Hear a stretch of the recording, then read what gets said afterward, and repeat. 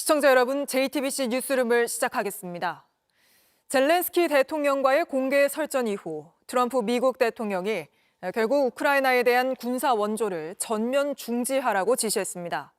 자신의 종전 구상을 그대로 따르라고 우크라이나를 압박하기 위해 초강수를 둔 겁니다. 트럼프의 미국이 국제사회 여론에 아랑곳하지 않고 독주하고 있습니다. 첫 소식 워싱턴에서 정강현 특파원이 보도합니다.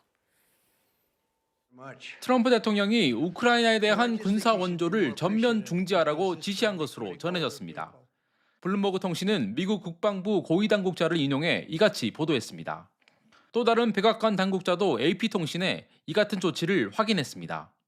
앞서 젤렌스키 우크라이나 대통령이 종전은 먼 이야기라고 말한 게 초강경 조치의 배경이 됐다는 분석이 나옵니다. Угоди про закінчення війни ще дуже далеко. Ніхто всі ці кроки не розпочав. Мир, який ми будемо передбачати в майбутньому. 이 발언 직후 트럼프는 더 이상 참지 않겠다는 글을 올렸고 헤그세스 국방장관에게 우크라이나로 운송 중인 무기를 포함한 모든 군사 원조를 즉각 멈추라고 지시한 것으로 파악됐습니다. 트럼프 대통령은 나토 가입이나 미군 주둔과 같은 직접적인 안보 지원엔 반대하면서 자원 개발을 통한 간접적인 안전 보장을 대가로 우크라이나의 광물 협정을 지속적으로 압박해 왔습니다. 하지만 젤렌스키와 설전을 벌인 끝에 협상이 무산되자 전쟁터에서 우크라이나의 손발을 묶는 방식으로 사실상의 제재 조치에 나선 걸로 보입니다. 트럼프는 같은 날 정권 교체까지 암시하며 압박 강도를 최대로 끌어올렸습니다. Now, maybe somebody doesn't want to make a deal, and if somebody doesn't want to make a deal, I think that person won't be around very long. 워싱턴에서 JTBC 정강현입니다. 헌법재판소가 오는 금요일에도 재판관들이 모두 모여 논의하는 평의 일정을 잡았습니다. 탄핵 심판 선고가 다음 주에 날 가능성이 커졌다는 분석이 나옵니다. 김태영 기자입니다. 사흘 연휴 기간 동안 헌법재판관들은 탄핵 심판 증언과 증거 기록 등을 검토하며 각자 쟁점을 정리했습니다. 그리고 오늘 헌재는 이번 주 수요일과 금요일 두 차례 탄핵 심판 선고를 위한 재판관 평의 일정을 확정했습니다. 평의에선 주심인 정영식 재판관이 사건에 대한 검토 내용을 발표하고 재판관들이 의견을 교환하는 절차가 진행됩니다. 이런 의견 교환이 마무리되면 최종 표결을 거친 뒤 정영식 재판관이 선고문을 작성하게 됩니다. 앞서 헌재는 윤 대통령의 최후 진술을 한 25일 다음 날부터 수시로 평의를 열고 있습니다. 헌재 관계자는 재판관 평의는 특별한 사정이 없는 이상 수시로 열린다고 보면 된다고 설명한 바 있습니다. 헌재가 오는 17일까지 다른 사건의 변론 기일을 잡지 않고 있어 다음 주가 유력하다는 전망이 나옵니다. 헌재는 지금으로선 아무것도 결정된 것이 없다는 원론적 입장을 유지하고 있습니다.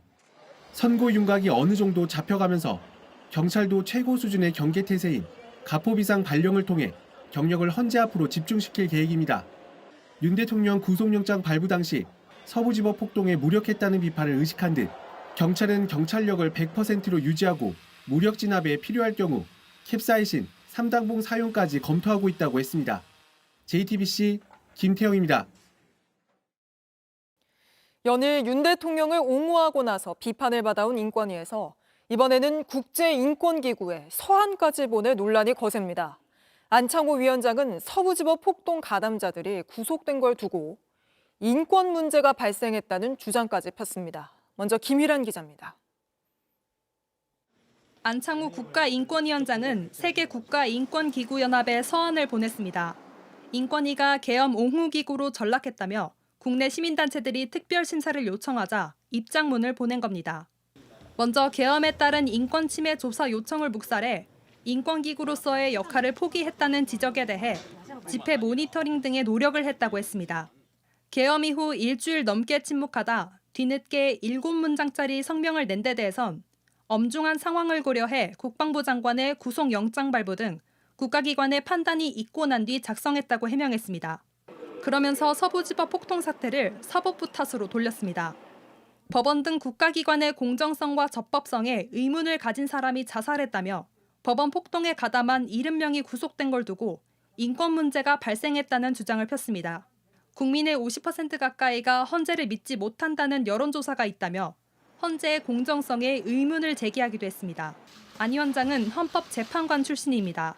사실상 헌법재판소를 겨냥하며 극렬 지지자들의 주장을 그대로 옮겼지만 안 위원장은 서한 내용에 대해 국민의 인권을 위해 한 얘기라고 주장했습니다. 지난달 인권위 전원위원회에서 의결된 윤 대통령 방어권 보장 안건 결정문도 서한에 첨부했지만 반대 의견문은 빼고 보냈습니다. JTBC 김일환입니다.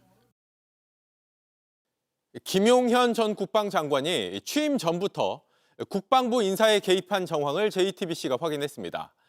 지난해 상반기 장성급 인사에 당시 대통령실 경호처장이던 김 전 장관이 관여했다고 국방부 인사 책임자가 인정한 겁니다. 먼저 하혜빈 기자입니다.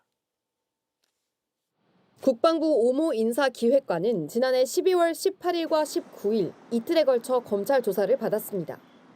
비상계엄과 관련해 18일 조사를 받은 뒤 이후 추가 진술할 게 있다며 19일엔 자진 출석을 한 겁니다. 국방부 인사기획관은 군 내부 인사를 총괄하는 직책으로 오 기획관은 23년 1월 임명됐습니다. 오 기획관은 조사에서 김용현 전 장관이 대통령실 경호처장으로 재직할 때부터 군 인사에 개입했다고 털어놨습니다. 김 전 장관이 국방부 장관에 임명된 건 지난해 9월인데 그 전에도 대통령실의 군 인사 개입 정황이 있었다는 겁니다. 오 기획관은 2024년 상반기 장군 인사와 관련해 특이사항이 있다면서 신원식 당시 국방부 장관이 특전사 여단장을 새로 진급한 신참으로 육사 위주로 보직하라고 지시했다고 말했습니다. 이에 따라 당시 장성급 인사에선 육사 출신들 2명이 여단장으로 임명됐고 오 기획관은 해당 부대는 모두 비상계엄에 투입된 걸로 안다고도 했습니다. 실제 이들 부대는 지난해 12월 3일 각각 중앙선관위와 국회로 출동했습니다. 오 기획관은 이어 장군 인사에는 대통령실 의중이 많이 반영된다면서 김용현 장관이 경호처장이고 대통령의 측근 중 측근이라 장군 인사의 의견을 개진할 수 있다고 생각한다고 답했습니다. 그동안 소문으로만 돌았던 김용현 당시 경호처장의 군 인사 개입설이 국방부 인사 총책임자의 진술을 통해 한 걸음 더 구체화된 겁니다. JTBC 하혜빈입니다. JTBC 뉴스를 시청해 주셔서 고맙습니다. 저희는 저녁 6시 30분 뉴스룸에서 뵙겠습니다.